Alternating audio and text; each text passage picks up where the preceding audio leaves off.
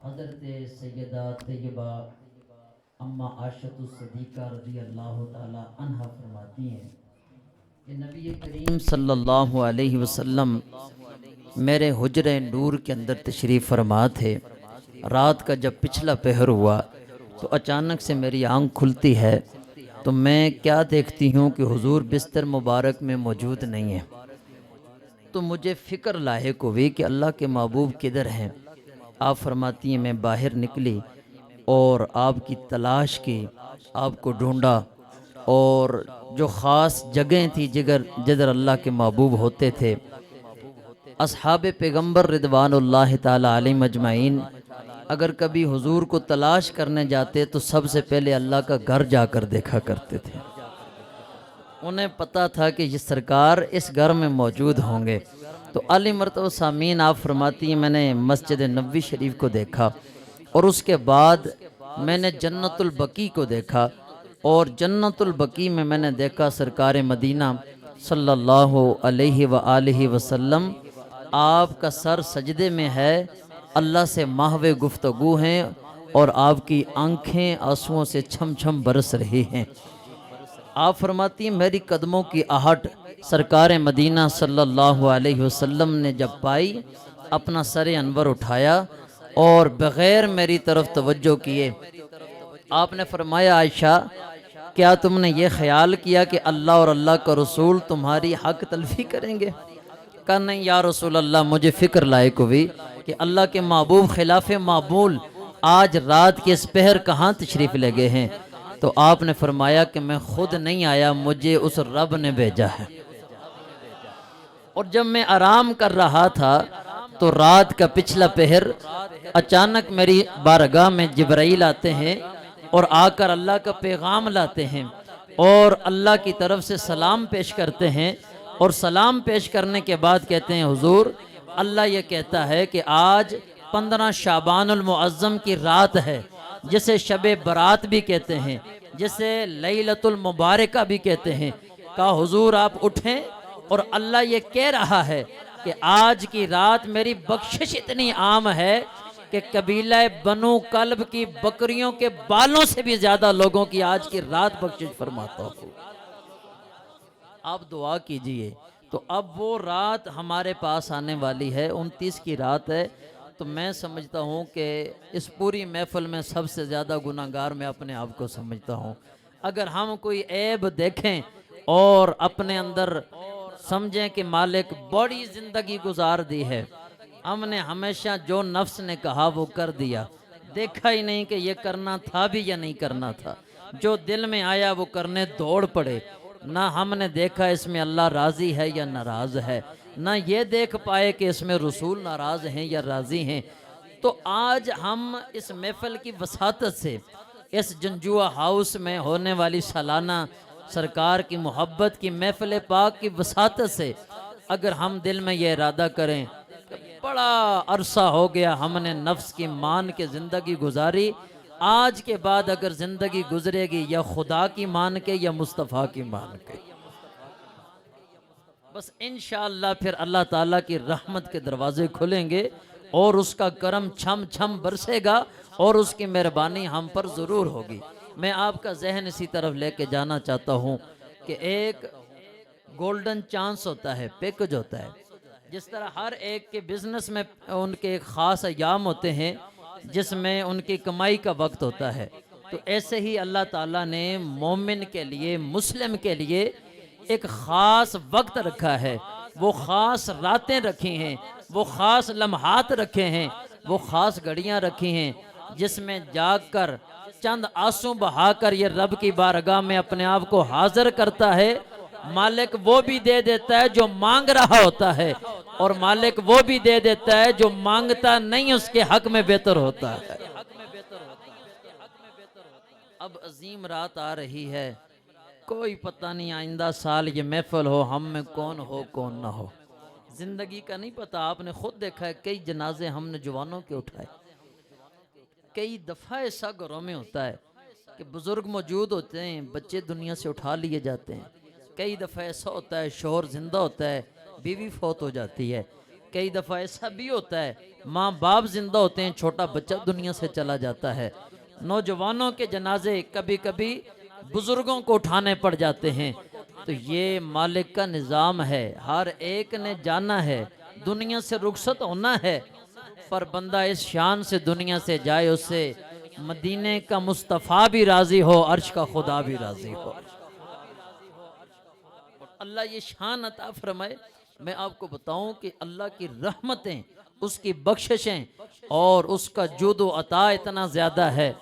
अगर हम अहादीस मुबारका को पढ़ें कि पूरी कायनात में ऐसी कोई हस्ती है नहीं, ऐसी कोई ज़ात नहीं है, और ऐसा कोई जर्रा नहीं है, और ऐसी कोई एग्जाम्पल नहीं है कि जिसे सामने रखकर यह कहा जाए कि अल्लाह इसकी तरह प्यार करता है।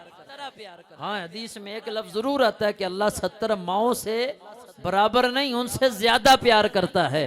तो मैं उसके लिए एक ही जुमला अर्ज कर सकता हूँ कि आज तक सारी दुनिया मिलकर एक माँ जिसका नाम सैयदा आमिना है, सारी दुनिया मिलकर आज तक एक माँ का प्यार नहीं समझ सकी, तो रब का प्यार कैसे समझ सकती है। बस ताल्लुक जोड़ने की जरूरत है। और सरकार मदीना सल्लल्लाहु अलैहि वसल्लम ने खुद हमें इस तरफ राग़िब किया है, तवज्जो दिलाई है कि रब से भागो नहीं, ये इतना प्यार करता है कि इतना दुनिया में तुमसे कोई भी प्यार नहीं करता है। सिर्फ इसके करीब होकर देखो, इसे पुकार कर देखो, इसे इसका बन कर देखो, इसके कुर्ब में आकर देखो, फिर देखो अल्लाह तुम्हें कितनी रहमतों से नवाजता है।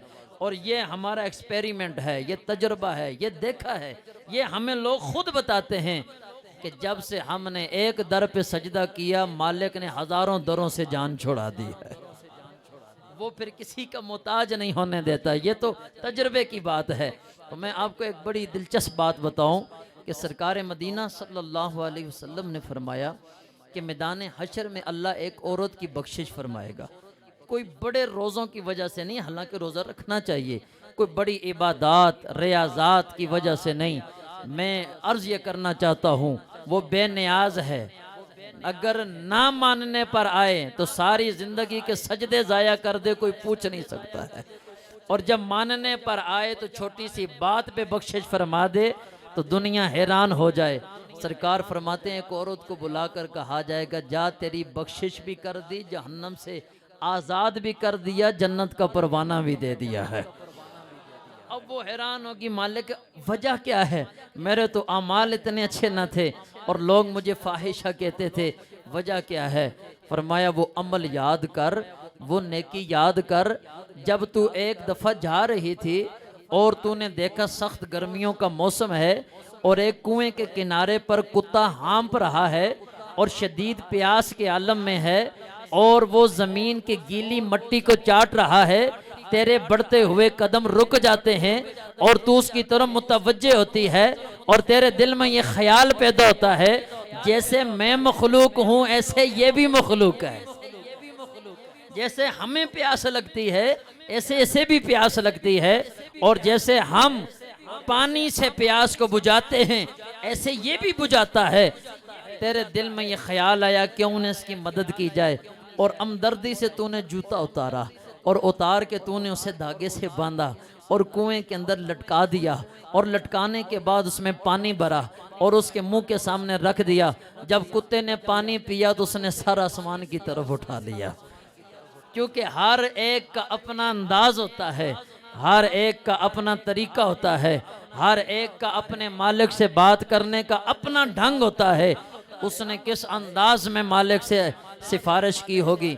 फरमाया तू नेकी करके भूल गई है, हमें वो अदा इतनी पसंद आई है, माफ भी कर दिया, जहन्नम से आज़ाद भी कर दिया और जन्नत का परवाना भी अता कर दिया है।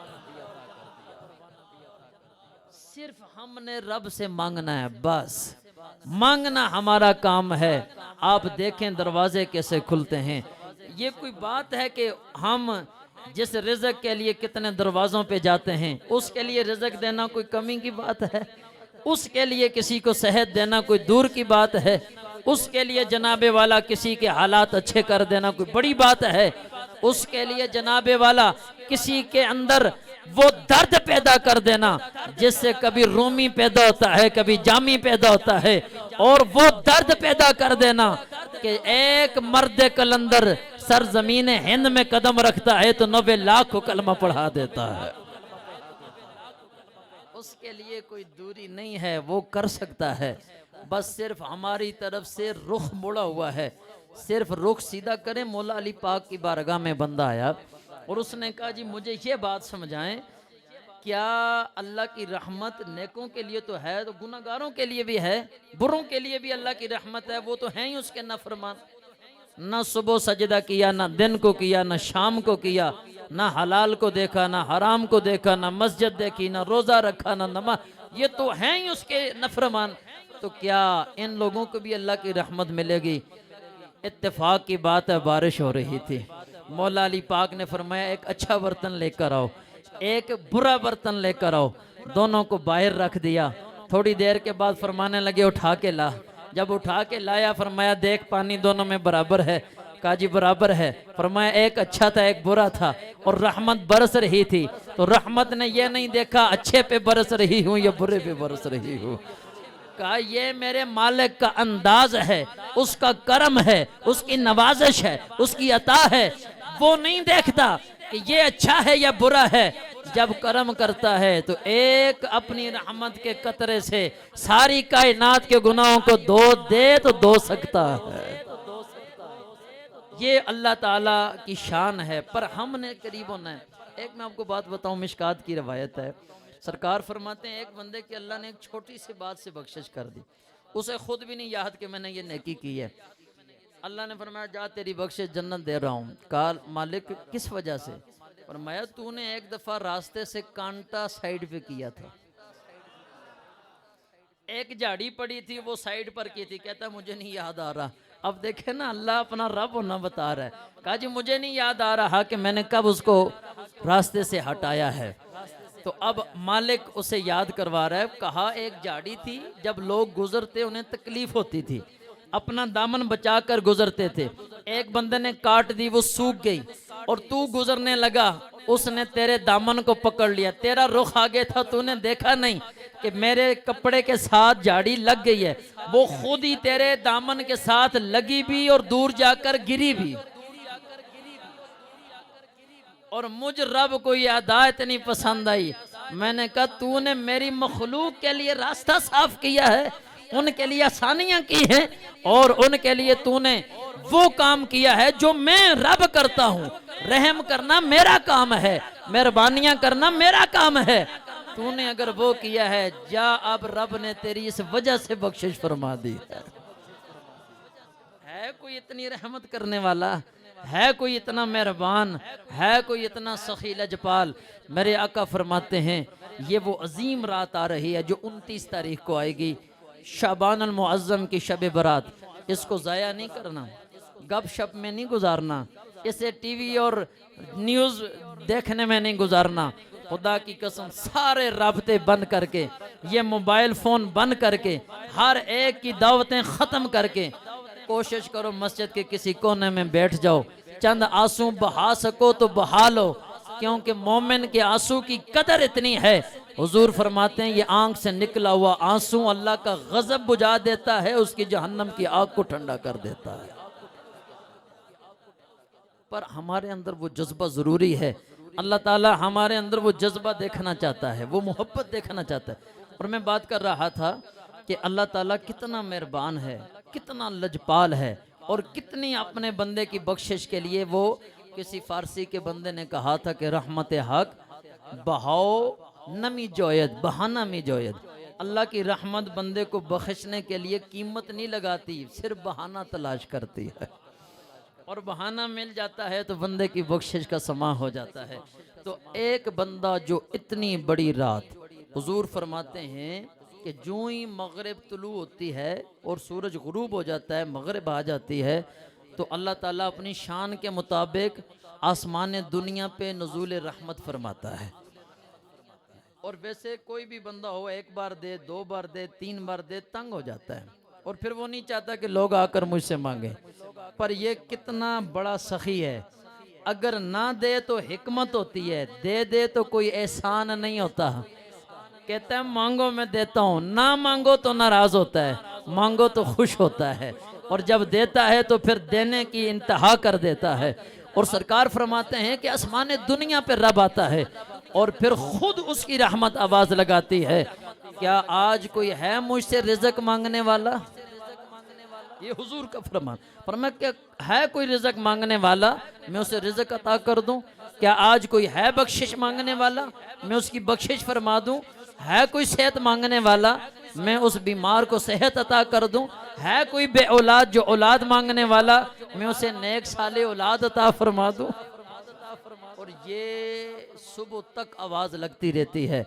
और जो बंदा अल्लाह की बारगाह में दुआ कर लेता है, बख्शिश मांग लेता है, माफी मांग लेता है, तौबा कर लेता है, तो सरकार फरमाते हैं अल्लाह ताला उसके लिए रहमत के दरवाजे खोल देता है। और ये सारा कर्म किसकी वजह से है? आज बुजुर्ग बंदा है तो हम सफेद दाढ़ियां देखकर खड़े हो जाते हैं। खुदा की कसम हुजूर ना आते पता नहीं आज बुजुर्गों के साथ क्या हो रहा होता। आज अगर माएँ आती हैं तो बच्चे उठ के पाँव पे हाथ रखते हैं। मुझे रब्बे काबा की कसम है, अगर सरकार ना आते तो पता नहीं इन माओं का क्या हाल होता। क्योंकि उक्काज की मंडी आज भी गवाह है कि वहां पर माओं को खुद जाकर बच्चे बेच के आ जाते थे।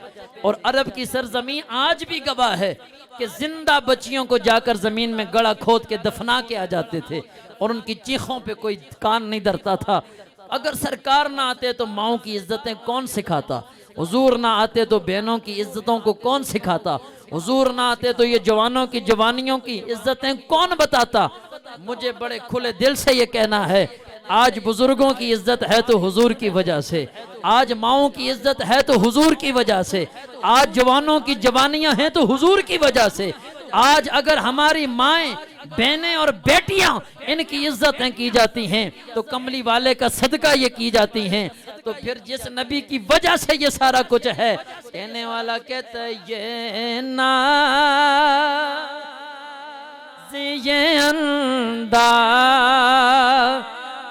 हमारे नहीं होते, ये नाज ये अंदाज हमारे नहीं होते, जोली में अगर टुकड़े तुम्हारे नहीं होते।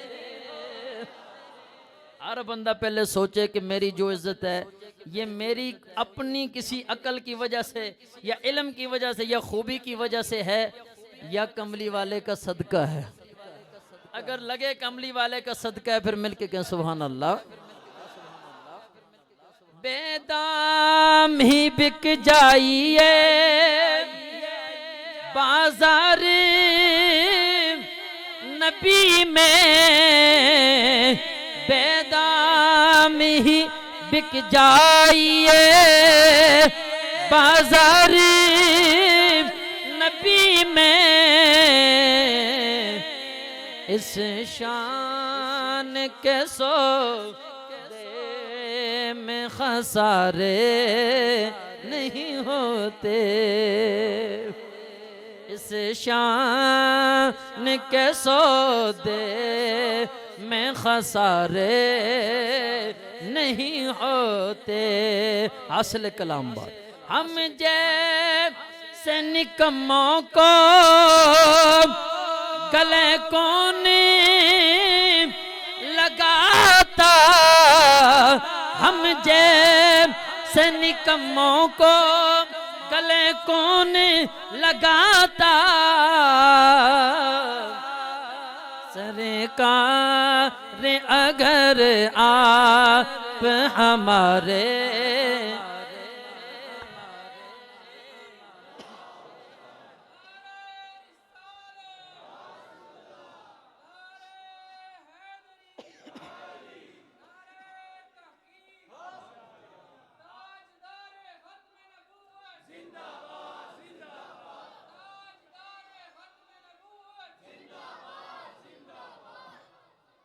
बस आखिरी मैंने आपको एक रवायत सुनानी है और बात ख़त्म करता हूँ। दुनिया के जिस बंदे से प्यार कर लें आपको खदशा रहता है कि ये पता नहीं वफा करे न करे। जिस तरह मर्जी रुख कर लें वहाँ खदशा बेवफाई रहती है। पर जब आप कमली वाले से प्यार करते हैं वहाँ बंदा सोच भी नहीं सकता। एक बुजुर्ग कहते हैं कि मैं हज के लिए गया और जब हज के लिए गया तो मैंने अजीब मंजर देखा। एक मिस्री जवान था और बड़ा सोना था। कहते हैं मैं हैरान हो गया कि जब मैंने देखा तवाफ़ कर रहा है, तवाफ़ के दौरान भी नबी ते दरूद पढ़ रहे हैं। तवाफ़ करन तो बाद जदों मकाम इब्राहिम ते जा रहे हैं उत्थे भी नबी पाक ते दरूद ही पढ़ रहे हैं। फिर कहने मेरी मुलाकात आबे जमजम दे कोल होई, मैं वेख्या बस चुप कीती नबी ते दरूद पढ़ी जा रहे हैं। कहने उस तो बाद जिथे भी मेरी मुलाकात हुई सफ़ा मरवा बाकी दुआ कोई नहीं, नबी ते दरूद पढ़ रहे हैं। अब बुजुर्ग कहते हैं मैंने उसे एक कोने पे लेकर गया, मैंने कहा बेटा तुझे दुआएं नहीं आती? हालांकि हर जगह के लिए अलग दुआ मेरे नबी ने बयान की है। कहने लगा बुजुर्गों दुआएं सारी आती हैं पर जो बरकतें मैं दरूद की देख चुका हूँ ये बरकत किसी और में नहीं है। अल्लाह हमें तौफीक दे कि हम दरूद ऐसे पढ़ें कि हक अदा हो जाए। दुरूद शरीफ ऐसी इबादत है अगर कोई बंदा दिखलावे के लिए भी पढ़ दे अल्लाह इसे रद्द नहीं करता, वो कबूल ही कबूल है। और कहने लगे बुजुर्ग फरमान लगे बता क्या तूने बरकत देखी है? कहता जब मैं हज के लिए निकलने लगा तो मेरे अब्बा जी भी साथ थे। हम खरासान में पहुंचे, वाले साहब बीमार हो गए, कुछ दिन रुकना पड़ा और बीमारी इतनी शिद्दत पकड़ गई कि वाले साहब रहते रहते रहते उनकी डेथ हो गई, फोत हो गए वाले साहब। अब मुझे वहाँ जानते ही कोई नहीं, मैंने कपड़ा डाल दिया मुंह के ऊपर। मैंने कहा चलो किसी की मिन्नत समाजत करता हूँ और तजीज़ो तकफीन करते हैं। कहता है मैं थोड़ी देर के बाद आया, कपड़ा हटा के देखा, अस्तगफिरुल्लाह सुम्मा अस्तगफिरुल्लाह, देखा वाले साहब की शक्ल बिगड़ गई है, अस्तगफिरुल्लाह चेहरा उनका बिगड़ चुका है। कहता मैं डर गया और फिर मैंने कहा कि मैं अब किसको कहूँ कि मेरे बाप की ये हालत हो गई है और अब इन्हें गुस्ल कौन देगा, कफन आएगा कौन, दफनाएगा कौन। कहता मैं परेशान था, यूं घुटनों पे सर रख के वहाँ बैठ गया और रोजारों कतार रो रहा हूँ। रोते रोते मेरी आंख लग गई, ख्वाब में एक हसीन चेहरे वाले को देखा, ख्वाब में एक हसीन चेहरे को देखा, मेरी नजर नहीं टिक रही और खूबसूरत आंखें हैं, जुल्फे हैं कि बस कमाल है। कहते हैं मैंने जब उनको देखा तो उन्होंने कहा पुत्र परेशान क्यों है? तो मैंने सारी बात की, उन्होंने कहा अच्छा मुझे दिखा। वो नौजवान कहता है कि जब उन बुजुर्गों ने मेरे वालिद का चेहरा देखा उनकी नज़र में इतना कमाल था कि वालिद का चेहरा 14वीं के चांद की तरह चमकने लग पड़ा। कहने लगे अच्छा इस वजह से परेशान था, ये तो ठीक हो गया। और जब जाने लगे वो नौजवान कहता मैंने दामन पकड़ लिया, मैंने कहा बताएं आप हैं कौन और वालिद की ये शक्ल बिगड़ी क्यों थी और फिर आज इतना हुस्न तो मैंने जिंदगी में कभी नहीं देखा और इतने हुस्न से क्यों नवाजा है, वजह क्या है, सबब क्या है? तो उन्होंने कहा तेरा काम हो गया। अगर कहता है कि मैं कौन हूँ, मैं वो नबी हूँ जिस पर ये दरूद पढ़ा करता था, मैं ज़हरा का बाबा हूँ, मैं हसनैन का नाना हूँ जिन पे ये दरूद पढ़ा करता था। गुनाहगार था पर एक अमल इसका बड़ा पक्का था, रात को उस वक्त तक सोता नहीं था जब तक मेरी जात पे दरूद न पढ़ ले। वफा है कि नहीं? दरूद वालों की तरफ उनकी निगाह होती है, उनका करम होता है, उनकी मेहरबानी होती है। और ये कहा कि आज जब इसका दरूद नहीं पहुंचा, आज जब इसका दरूद नहीं पहुंचा तो हमारी बारगाह में गैर हाजिरी गई, तो हमने कहा ये बंदा नहीं, इसका दरूद नहीं आया और तवज्जो की पता चला इंतकाल हो गया है। तो हमने कहा क्या हुआ, आज अगर उसका दरूद नहीं आया तो दरूद वाले खुद उसके पास चले जाते हैं। इतने लजपाल नबी अल्लाह ने हमें अता किए, हम सबको सारी जिंदगी अगर हम शुक्र अदा करते रहें, हक अदा नहीं हो सकता जो अल्लाह ने हमें निस्बत दी है, जो अपना महबूब अता किया है। अगर सारी जिंदगी भी हम इनका शुक्र अदा करते रहें, हक अदा नहीं होता। इसलिए कसरत से दुरूद शरीफ पढ़ा जाए, उनकी बारगाह में इस पे ज़रूर करम होता है। और सरकार के दुरूद शरीफ की बड़ी बरकत ये है, एक तो बंदा कभी कंगाल नहीं होता, ये अल्लाह का वादा है कि हुजूर पे दुरूद पढ़ने वाला उसे अल्लाह रिज़्क़ की तंगी नहीं देता। दूसरी बात यह है कि हुजूर पे दुरूद पढ़ने वाला कभी दुनिया से बेईमान नहीं जाएगा। ये हो नहीं सकता कि कलमा पढ़े बगैर चला जाए, क्योंकि जिन पे दुरूद पढ़ता है, जिनका कलमा है, पढ़ ले तो इसकी शान है, नहीं तो वो खुद पढ़ाने के लिए तशरीफ ले आते हैं। पर ये ईमान होना चाहिए। मैं इसी रात की तरफ आपकी तवज्जो दिलाना चाहता था। इस रात में बड़ी बख्शिश होनी है, मगफिरत होनी है, अल्लाह की रहमत के सारे दरवाजे खुलने हैं। तो खुदारा ये वक्त ज़ाया ना करना। नौजवान कसरत से बैठे हैं, उसकी बारगाह में तौबा भी करें, माफ़ी भी मांगें, मगफिरत भी मांगें। और कहीं नहीं भी जाते, गौसिया मस्जिद में आ जाना, वहाँ हमने शब बेदारी रखी है। इंशाअल्लाह मिल के बैठ के जिक्र भी करेंगे, सलातो तस्बीह भी पढ़ेंगे, कब्रिस्तान भी जाएंगे। लेकिन नजरिया ये होगा, कोई पता नहीं अल्लाह बड़े की सुनता है या छोटे की सुनता है। उस दिन पता नहीं होता कि अल्लाह इमाम की सुनेगा या मुक्तदी की सुनेगा। पता नहीं है कि उस्ताद की सुनी जाएगी, शागिर्द की सुनी जाएगी। तो किसी एक की आमीन कबूल हुई तो अल्लाह सबका बेड़ा पार कर देगा। तो इसलिए ज़रूर कोशिश फरमाएं। लेकिन इतनी बड़ी बख्शिश की रात में पता है चंद ऐसे लोग हैं, ज़रूर फरमाते हैं अल्लाह उनकी इस रात में बख्शिश नहीं करेगा। उनमें से सबसे पहला वो है जो माँ बाप का नाफरमान हो, सजदे पे सजदा करता रहे, जो मर्जी करता रहे। इतनी बड़ी बख्शिश वाली रात अल्लाह सब की बख्शिश फरमाता है, पर माँ बाप के नाफरमान की बख्शिश नहीं होती। हमने अपने गिरबान में देखना, अल्लाह ना करे कभी कोई बेअदबी हो गई है, अभी वक्त है, पाँव पकड़ लें। इनके पाँव पकड़ने से इंसल्ट नहीं होती, इज्जतें बढ़ती हैं। माफी मांग कर उनसे अपने आप को उस दरबार में क्लियर करवा दें।